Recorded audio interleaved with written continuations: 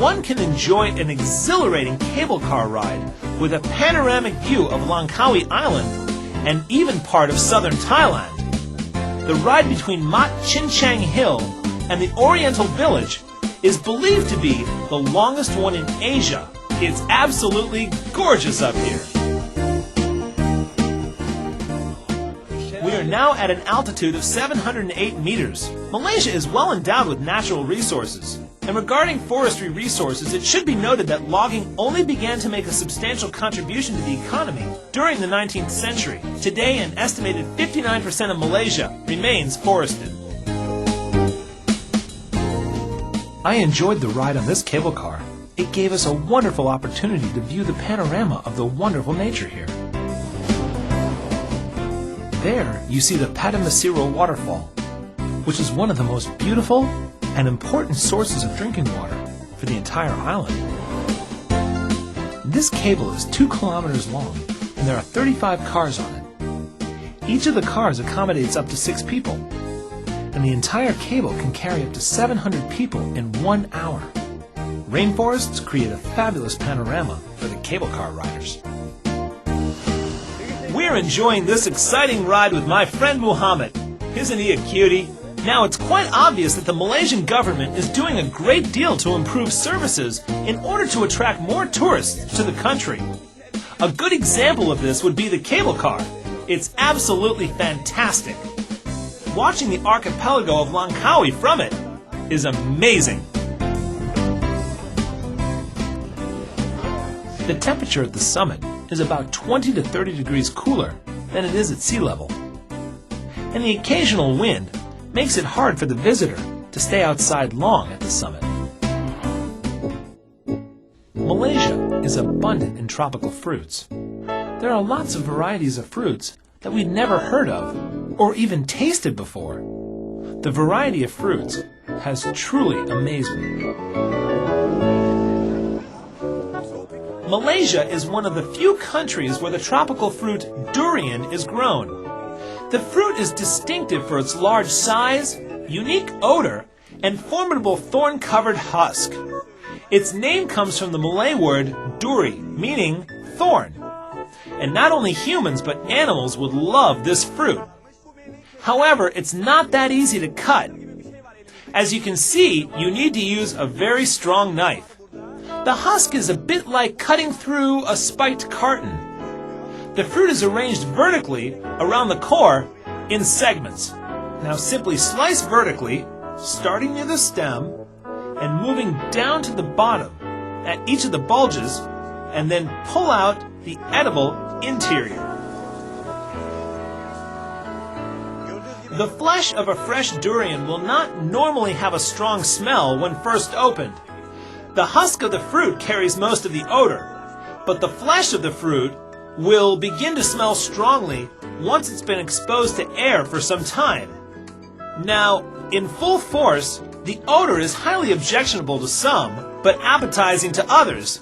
I shall try and see what it tastes like. Because in my country, durian. It has a pungent fragrance, which I think is hard to enjoy at this stage. But I'll try it anyway. Let's see how it tastes. It has an unusual flavor. Well, it was good to try once, but I don't think I'd want to try it again. However, I've been told that after you try it once, you'll definitely want to try it again. I am not so sure about that.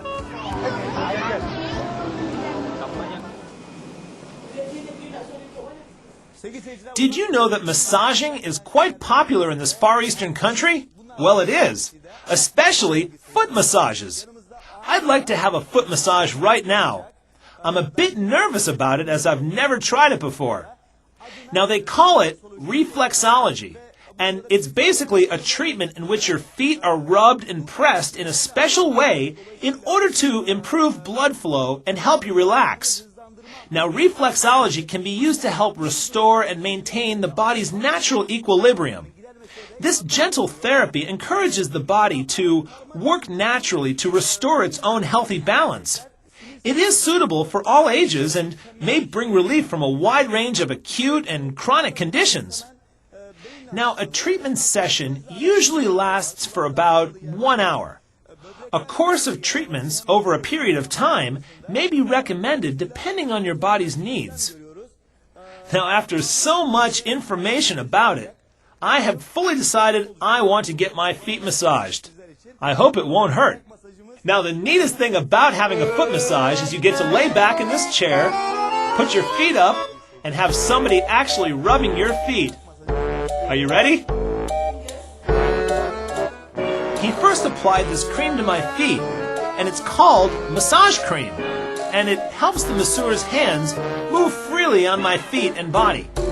It also helps relax the muscles down there to help give less pain to the person.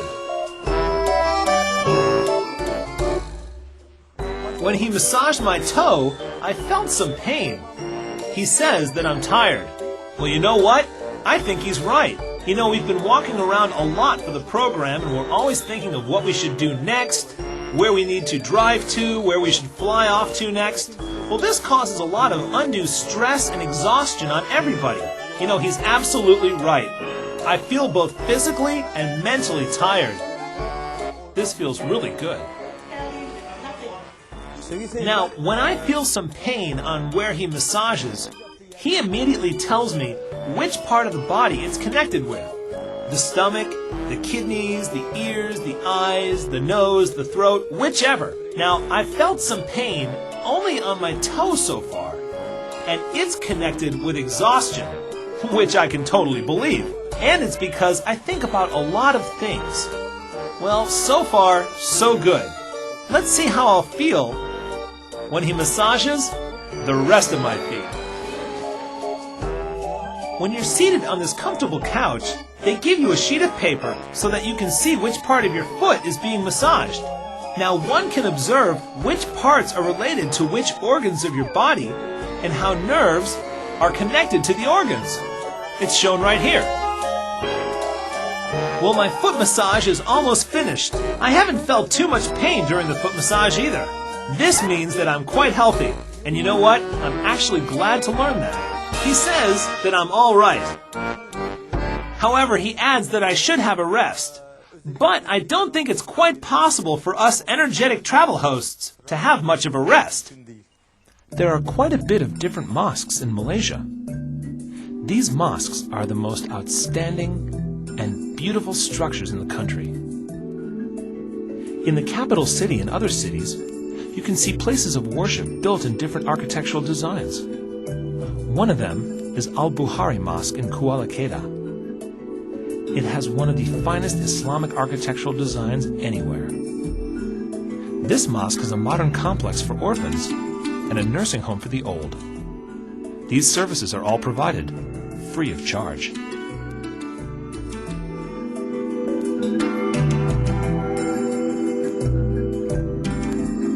Malaysia is a multi-religious society, and Islam is the most widespread religion. There are also other religions, such as Buddhism, Christianity, and Hinduism.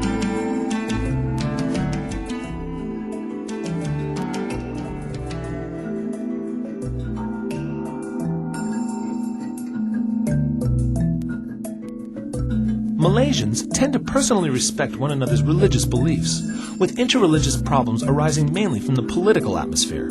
But generally, interreligious dialogue and tolerance seem to be prevalent in the country.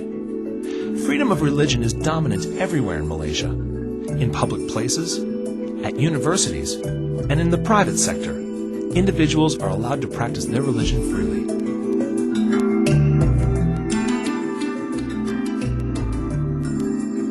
This historical mosque, in the middle of the capital city, becomes filled with people coming for Friday prayer. And the mosque's yard is also used for prayers on Fridays and other religious days.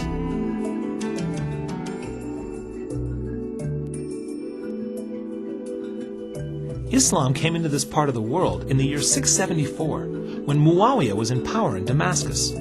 200 years later, in 878, Islam was embraced by people along the coast of peninsular Malaysia, including the port of Klang, which was a well-known trading center.